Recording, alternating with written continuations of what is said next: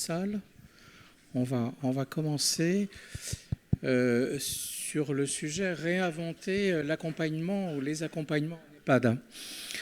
Lorsqu'il y a plus de 25 ans, j'ai commencé ma carrière de directeur d'établissement. Il était de bon ton d'aller en Belgique. On ne faisait pas encore les voyages à l'autre bout du monde, au Québec, au Japon, ni même au Danemark. Et quand on voulait s'améliorer pour une UP, un PASA ou autre chose, on allait voir comment faisaient nos amis belges, parce qu'ils avaient déjà à cette époque une longueur d'avance sur nous. Ils l'ont toujours, pas seulement dans le domaine de la BD, de l'autisme ou du canular au Louvre.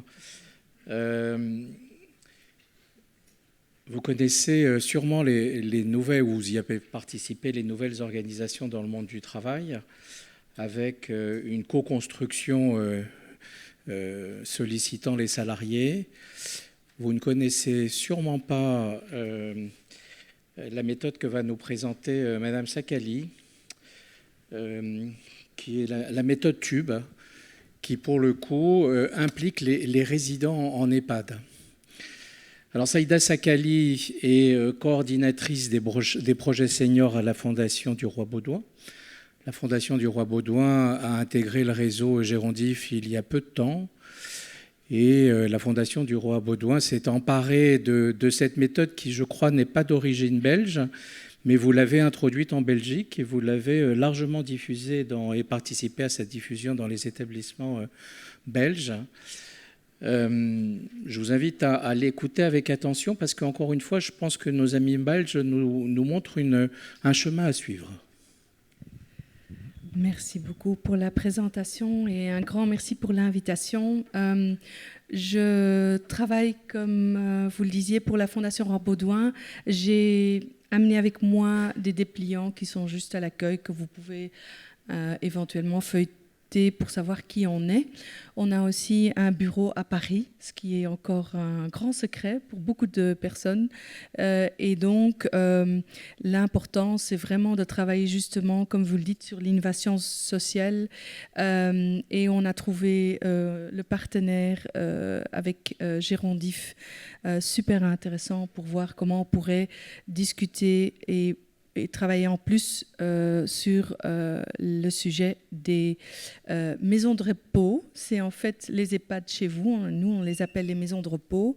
Mais les maisons de repos, les EHPAD, ne font qu'une partie, une petite partie d'un continuum beaucoup plus large qui est le continuum des lieux de vie. Et donc, j'hésite en fait un petit peu à présenter la petite vidéo. C'est peut-être bien à le partager pour après. Je vais juste feuilleter la présentation parce que, vu le temps et de possibles questions, ce serait intéressant de partager la discussion avec vous.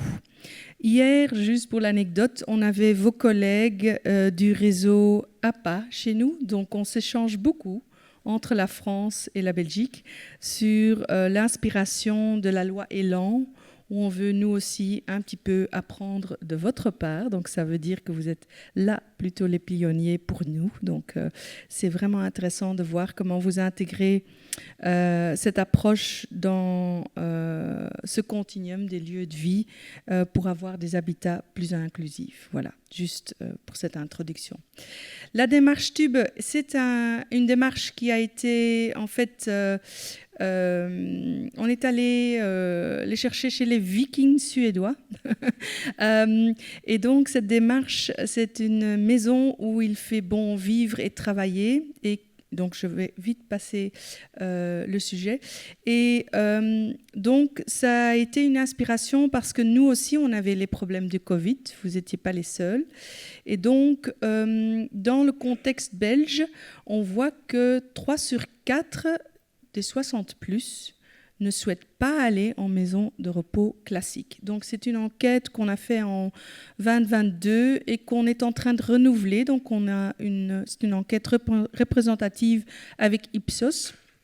Et on aura les nouveaux résultats en janvier 2026, excusez-moi, c'est une faute, 2026, où on veut un petit peu voir dans le temps, est-ce que ça a évolué ou pas.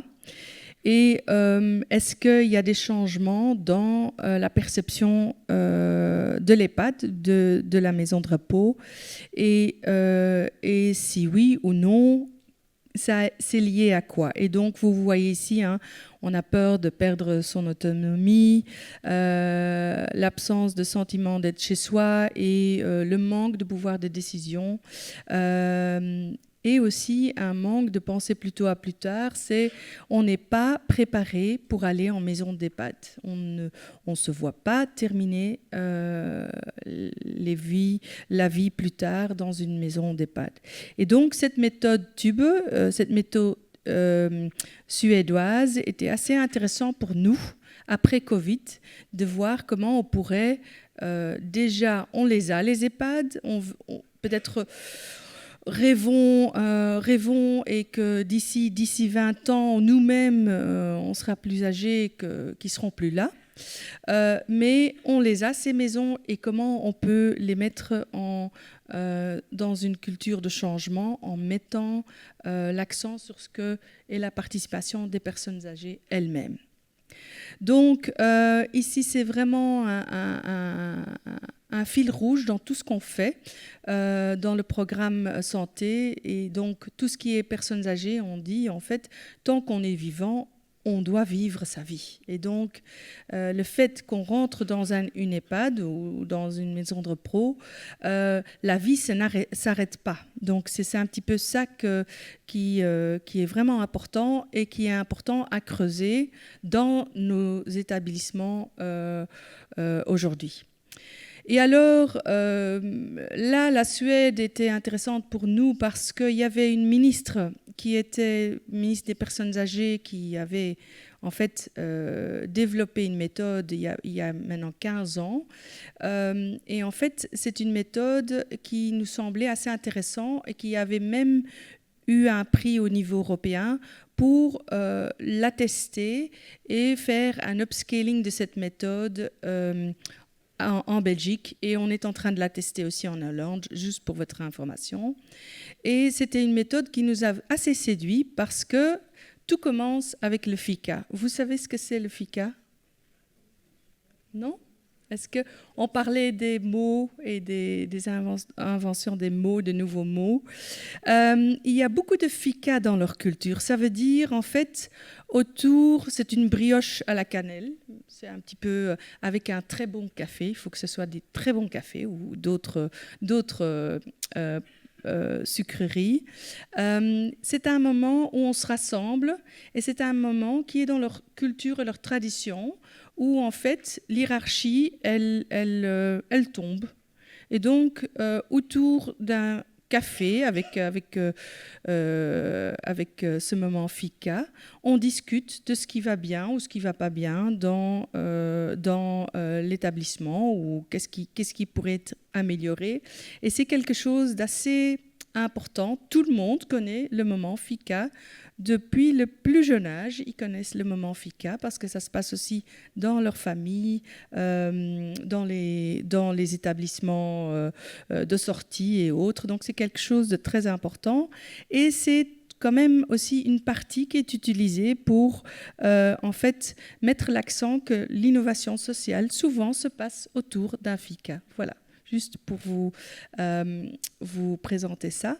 Et comme vous voyez, ça n'a rien à voir avec la diète. Hein, donc, c'était vraiment dans une maison de repos pour personnes déjà d'un certain âge. Donc, il n'y a pas de Sodexo, il n'y a pas de diététiste, loin de là.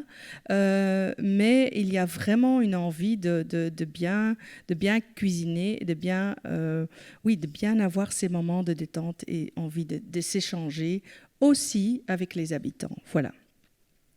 Et alors ça, c'est les deux personnes, les deux blondes, c'est des Suédoises, qui étaient en visite chez nous. En fait, très particulier, ce sont elles qui ont lancé la méthode en Suède. Et en fait, elles font du réseautage aussi dans d'autres pays en Europe. Et c'est assez intéressant quand vous les avez quelque part dans un auditoire ou dans un endroit. elles sont là, c'est clair. Donc elles sont en connexion avec tout le monde et elles échangent et elles essayent d'amener cette culture dans les endroits où elles viennent. Ça, c'est en fait l'initiative, ça s'appelle Tuberothaus, et donc c'est toute une culture dans leur secteur des soins, et c'est pas seulement ancrer leur méthode dans tout ce qui est le secteur des EHPAD, mais aussi les institutions de jeunes, les institutions personnes avec un handicap, tout ce qui est aussi les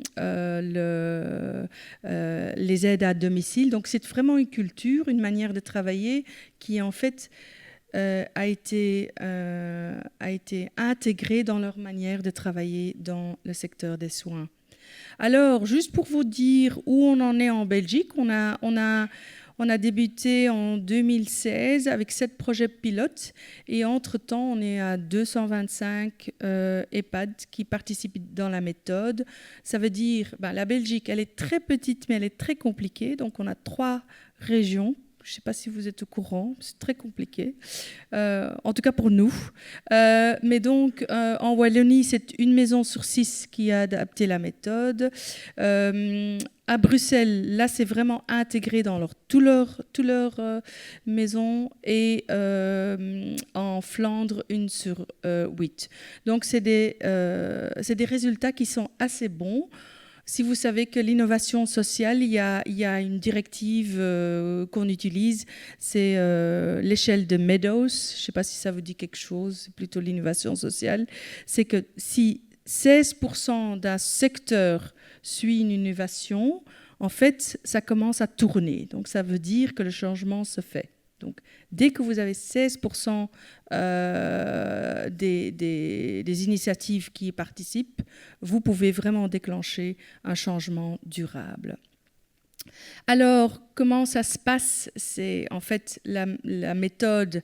C'est vraiment important de savoir que c'est vraiment en co-construction, que bien sûr il y a un investissement de temps qu'il faut prévoir et que c'est pas un projet. En fait, c'est pas quelque chose en supplément. Et donc souvent dans l'innovation, dans le monde des innovations, on le voit comme un projet encore en plus. En fait, c'est quelque chose qu'on doit voir pas comme projet, mais comme une méthode qui peut en fait faire arrêter d'autres manières de travailler. Voilà. Ça commence bien sûr toujours par une analyse de base et je regarde aussi Camille, je crois que le PowerPoint va être partagé. S'il y a des questions, on peut toujours revenir là-dessus. Et ça commence toujours par une bonne analyse de la situation dans la maison elle-même. Par exemple, bien sûr, qu'est-ce qui fait que comment on peut se sentir plus chez soi et comment on peut être plus perçu comme être humain. Et c'est un travail qui se fait avec les travailleurs aussi dans les maisons de repos même. Donc, on commence à leur demander, si on vous demanderait demain de venir vivre ici dans la maison de repos, est-ce que vous le feriez ou pas ? Et donc, c'est assez intéressant de voir les réactions et de partir en dialogue là-dessus sur le travail dans la maison où les personnes travaillent et comment on pourrait, en fait, avoir plus d'écoute par rapport aux résidents. Il faut se poser les bonnes questions et on a quelques balises qui sont utilisées par un coaching qu'on prévoit, qui est le coaching qui est externe à la maison de repos. Et ça part toujours de l'autonomie de l'habitant. Parce qu'on dit l'EHPAD, on va chez la personne et c'est son lieu de vie. Donc c'est vraiment une autre manière de percevoir l'établissement. Donc on est en visite chez l'habitant qui vit dans la maison où il fait bien vivre et bien travailler. Et donc, ça veut dire qu'on implique les habitants dans la décision et la vie de tous les jours de la maison. Ça veut dire qu'on vit en relation. Donc, c'est tout ce qui c'est des soins relationnels. Et ça veut dire qu'aussi qu'on s'engage avec les liens, avec la famille et qu'on soutient le changement en créant une vision commune avec l'habitant et les travailleurs. Et ça veut dire que c'est un management, mais c'est aussi un leadership partagé. Mais je reviendrai là-dessus plus tard. Et donc, il y a 6 principes directeurs que le coach utilise dans la maison. Et souvent, ce coach, ça lui prend quand même 2 ans avant que c'est bien travaillé, ces 6 directives. Et ça commence bien sûr par cette autonomie de chaque résident. Et ça veut dire vraiment d'autres manières de travailler dans le projet du suivi du projet de vie de l'habitant qu'on suit. Ça demande vraiment aussi toute une autre organisation de la vie quotidienne. Je vais vous expliquer, il y a des exemples maintenant des EHPAD où vraiment l'organisation des activités sont vraiment en concertation avec les habitants, ce qui fait qu'il n'y a plus d'activités généralisées pour toute la maison, parce que pas tout le monde a envie d'aller écouter un chanteur qu'on n'aime pas. Hein. Donc des chansons, j'invente David Hallyday, pas tout le monde l'aime, hein, ou Johnny Hallyday, pardon. Mais par contre, il y a des habitants qui veulent aller écouter de la musique classique. Il y en a qui veulent vraiment, ils veulent aller au marché. Ils étaient habitués à aller au marché. On les soutient pour aller au marché. Donc il n'y a plus de cette activité, ce calendrier générique pour tous les EHPAD. Et c'est des groupes plus petits. Et donc, et on les implique beaucoup sur tout ce qui est cuisine, bien sûr, loisirs, entretien, dans la mesure du possible. Par exemple, je ne sais pas si vous avez entendu l'effet car wash, ça vous dit quelque chose ? Non ? L'effet car wash en Belgique, c'est bien sûr la soignante qui vient le matin avec l'infirmière et tout le monde, entre 8 et 10, va être lavé. Non. Si la personne avant n'avait pas cette habitude, bien sûr, la personne doit être lavée. Mais est-ce que c'est obligatoire de faire on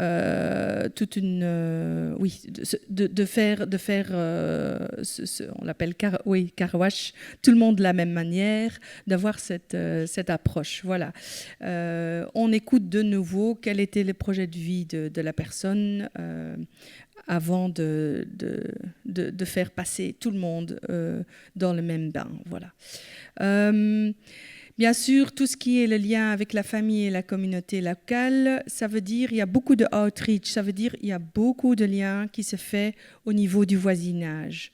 Donc, on n'est pas malade, c'est important. C'est pas avoir un certain âge, ça ne veut dire pas qu'on est malade et qu'on doit être assez attentif à un support de ce que la personne elle-même veut.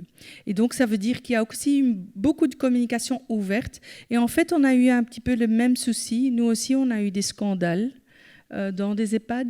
Hein. Et donc, ceux qui font cette approche tube, on les incite à avoir une communication ouverte et de communiquer beaucoup sur ce qu'ils font, parce que ça aide. Et bien sûr, on peut avoir des situations qui se passent mal, mais en tout cas, on les soutient par rapport à une vision d'avoir une communication ouverte et pas de se renfermer comme une moule à un certain moment s'il y a eu une critique ou un article qui n'a pas été positif pour l'EHPAD. Et bien sûr, le coaching de la direction. Le coaching de la direction, c'est super important parce que ça demande de nouveau un leadership partagé et qui est tout à fait autre chose comme manière de travailler, mais qui renforce aussi le soutien au niveau du personnel. Et donc, c'est une co-création, mais c'est aussi un partenariat. Bon, le bon vivre, mais aussi où il fait bien travailler, c'est une responsabilité collective, mais c'est en soutien. Et donc, de nouveau, le coach est là pour soutenir ces approches différenciées. Et c'est important que le conseil, on dit le conseil chez vous aussi de l'EHPAD, ça, le conseil de la vie sociale est bien impliqué aussi dans l'approche et dans la méthodologie, parce que si ça ne vit pas là, il faut que cette approche soit bien imprégnée sur tous les niveaux. Et en fait, on a quand même on a une évaluation qui est en cours. Et c'est assez intéressant parce que, bien sûr, on soutient l'innovation sociale, mais on veut voir si l'intervention est effective, et chez l'habitant, et chez le personnel, et chez la famille. Donc, on est en train de faire une enquête là-dessus. Mais il y a déjà quand même des envies qui sont là et qui sont en évaluation continue. Et l'évaluation est vue chez nous comme un partage de connaissances, plutôt une évaluation, on est dans le bon ou on est dans le mauvais seulement. Donc c'est vraiment plutôt apprendre un 360 degrés pour s'écouter, pour avoir envie de changer, mais aussi de créer le changement à longue durée. Alors, quelques exemples, juste pour inspirer, mais on a tout un site, www.tube.be, où il y a des petites vidéos, des petites capsules, mais aussi des témoignages. Par exemple, ici, DJ Henry. DJ, il a 90 ans, on dit 90 ans en Belgique, qui en fait est toujours derrière ses platines, qui a trouvé quelqu'un du personnel. Et ils se partagent, ils s'échangent les tubes, mais ils s'organisent plein de fêtes. Donc c'est vraiment, ça impacte la personne elle-même, et ça impacte le personnel, et ça impacte tout le monde. Donc c'est toujours la fête, mais c'est vraiment intéressant. On parlait de la culture comme un vecteur important. Voilà, on regarde les passions et de nouveau ce que la personne avait comme talent et comment on peut continuer ses talents dans ce lieu de vie qui est aussi important et qui reste un lieu de vie. Alors ici, un groupe de rock, voilà, qui est un groupe de rock entre le personnel et les habitants qui font assez de l'ambiance.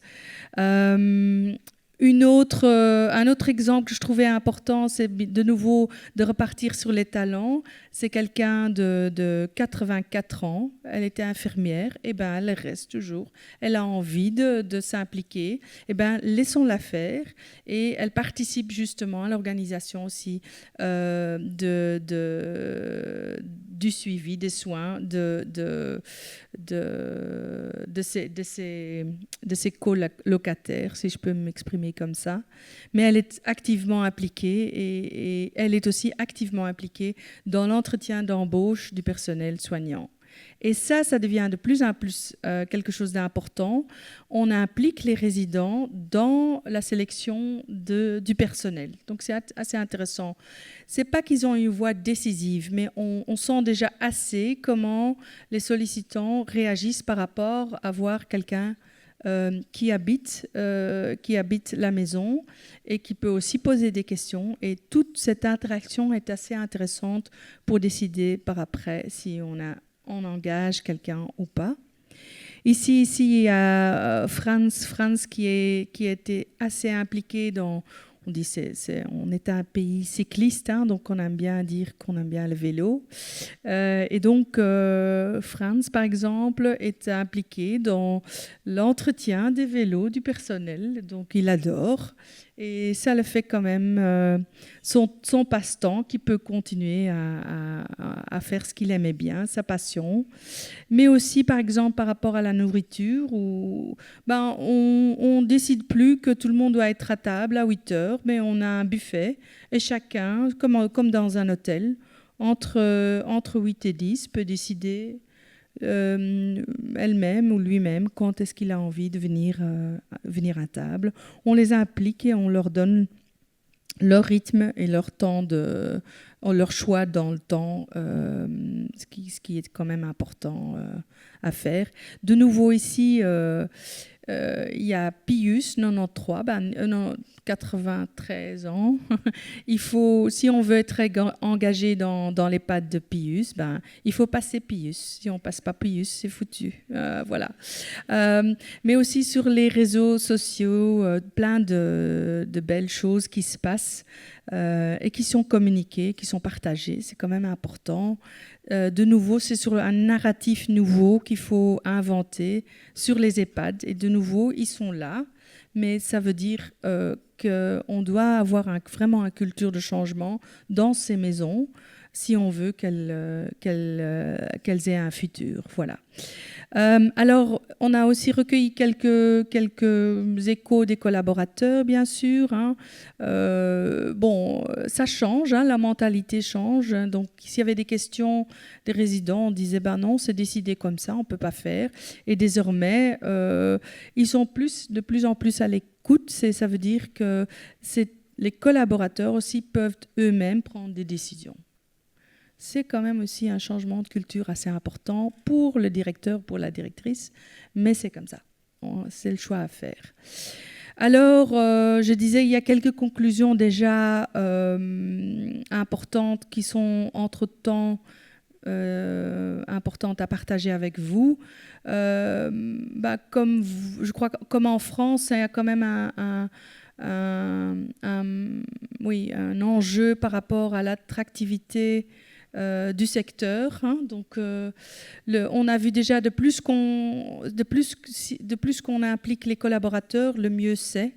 Et on a plus de satisfaction et de motivation de travail. Ça n'a aucun sens d'avoir une manière de travailler très rigidement par des tablettes. Et je sais que la technologie, elle rentre beaucoup aussi dans le secteur, hein, mais c'est vraiment, au lieu de regarder sur votre tablette, mais qu'est-ce que la personne a besoin, plutôt de parler avec le résident que d'essayer de remplir une tablette ou une fiche structurée. Il nous donne aussi déjà la réaction que ça donne un meilleur équilibre entre la vie professionnelle et la vie privée parce qu'il y a moins de stress, parce qu'on sent de nouveau que le soin relationnel est vraiment là, parce qu'on est à l'écoute. Hein. Et on a déjà les résultats, déjà importants, qu'il y a moins de départs. Et c'est les maisons de repos, ceux où il y a la méthode TUBE, là, on n'a pas de souci de trouver des gens. Donc, c'est assez intéressant. Donc, voilà, c'est les premières résultats qu'on a. Et de nouveau, oui, quelques exemples, le pourquoi, mais ça parle en fait. Hein. C'est aller sortir, c'est aller avec les résidents vers les marchés, c'est les impliquer dans le jardinage, c'est un petit peu de tout, mais c'est assez intéressant. Et on a pu maintenant convaincre la ministre qui est là juste en train de préparer la soupe avec des... elle était en train de regarder parce qu'elle était déjà assez choquée parce qu'on touchait la viande avec les mains. Donc, elle était vraiment choquée. C'est la ministre de Santé que vous voyez ici. Mais donc, elle était bien déjà intéressée dans les méthodes aussi. Et elle va en février elle-même en Suède pour aller voir le système. Et donc... comme vous le savez, il y a plein de trucs diététiques sur on ne peut pas impliquer les habitants dans la cuisine. Non, ici, ils participent. Et ils préparent ensemble la soupe avec les responsables de la cuisine. Mais aussi, voilà, donc assez intéressant. De nouveau, ils organisaient des expos. Donc, ils sont de nouveau dans la culture assez intéressante. Et voilà, entre-temps, mais qu'est-ce qui se passe en Suède ? Ils sont en avance, toujours. Hein. Eux, ils ont eu la chance cette année donc de la méthode TUBE et la maison qu'on est allé visiter. Elle est devenue Lady Chef of the Year. Donc, elle est devenue... ils ont sorti un livre gastronomique. Et de nouveau, c'est pas très diététique, hein, ce qu'ils préparent. C'est vraiment de ce que la personne a envie de manger. Ils mangent. hein. Et donc, s'ils ont envie d'un œuf, ben, ils auront un œuf. Ils n'auront pas la boîte pasteurisée des œufs, mais ils auront un œuf. Voilà. Et c'est assez intéressant, assez salé et plein d'épices. Mais voilà. Il fait bon vivre, il fait bien là. Et donc aussi justement, on a une note que je pourrais partager avec vous aussi sur le leadership partagé, parce qu'on a créé une vision. Vous voyez ici la ministre, mais les personnes autour c'est 10 ambassadeurs. On aura 10 ambassadeurs qui ont travaillé avec nous sur une recherche-action, sur justement ces 10 directeurs, ces 10 ambassadeurs, mais aussi 10 directeurs, ont pu aussi témoigner que ça marche et que le système, avec leur personnel, donne plus de satisfaction et a plus de futur que la manière dont on a travaillé juste après le Covid. Donc, pour conclure et finir, justement, c'est vraiment fondamental, hein, c'est justement ce paradigme qui change. C'est un leadership partagé. C'est vraiment important d'avoir ces principes guidants et l'inclusion, mais aussi la participation des habitants eux-mêmes, de ce que peut être ces maisons de demain. Et on est en train de travailler en ce moment de l'ancrage de cette vision dans l'enseignement, parce que l'enseignement doit suivre, hein. On a une vision assez médicalisée sur les EHPAD, mais on doit vraiment arrêter avec ça. Il faut vraiment arrêter avec ça. On n'est pas malade dans ces maisons d'EHPAD et on doit bien sûr venir aux soins si besoin, mais le vieillissement n'est pas une maladie, au contraire. Et bien sûr, assumer cette responsabilité ensemble aussi comme société. C'est pas en montrant du doigt que les EHPAD sont en crise, mais il faut y travailler ensemble. Et je voulais terminer avec cette phrase, hein, on le demande à chaque fois, demandez vous-même, hein, où aimeriez-vous vieillir demain? Donc c'est une question à se poser, nous tous ensemble, pour améliorer cette situation de demain. Voilà.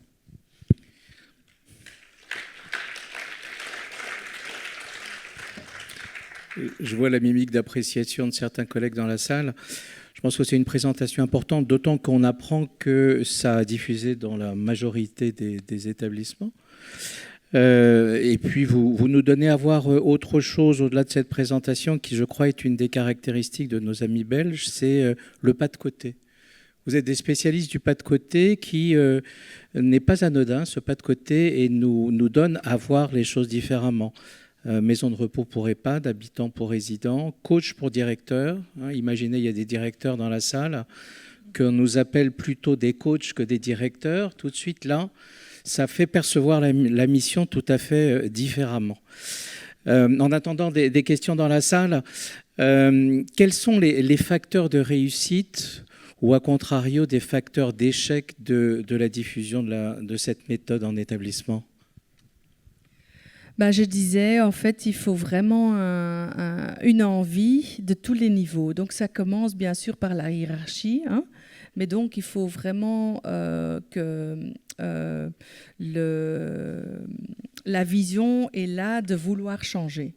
Donc, de montrer aussi ses faiblesses, d'être vraiment d'avoir envie d'apprendre, je crois. C'est vraiment ça.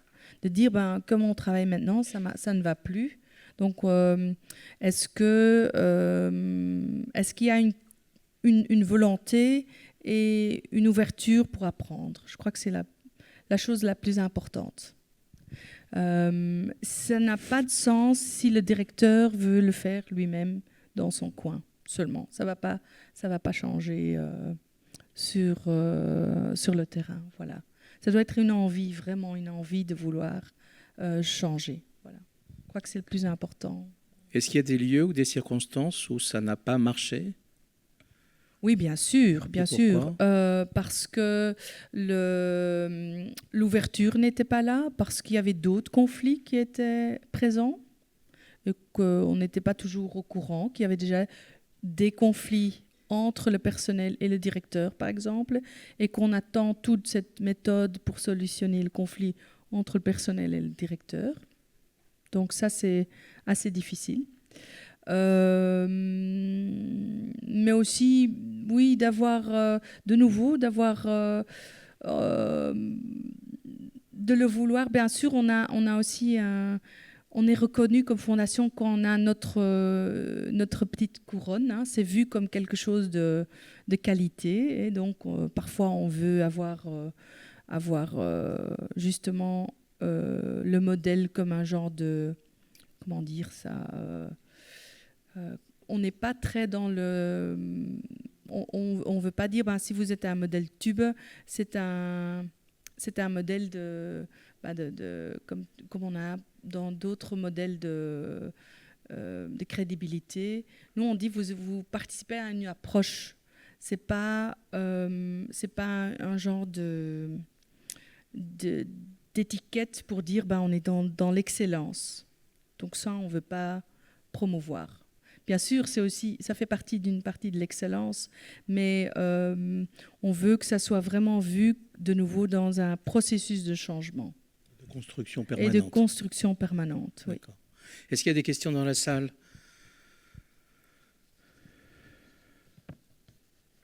Bon, je pense que tout a été dit. Alors, ça va être développé très prochainement au moment du séminaire, le 13 mars 2026. 12 mars. 12 mars 2026, je le répète, 12 mars 2026. On ne sait pas encore où, hein, je crois, Camille ? Non, on ne sait pas encore où, mais ça sera un très beau lieu. Et vous êtes tous conviés, bien sûr, parce que comme vous avez pu le voir, il a fait un petit teasing pour nous donner envie, mais c'est une méthode qui est vraiment très intéressante. Voilà, donc un séminaire d'un après-midi, si je comprends bien, co-construit par le Gérondif et puis la Fondation du Roi Baudouin. Bon, et avec un soutien, s'il y a des EHPAD intéressés, on aura les moyens pour les soutenir aussi. Voilà. Oh, ça va sûrement contaminer la France aussi, comme souvent. Il faut aller voir en Suède, je vous le conseille vraiment. Bon.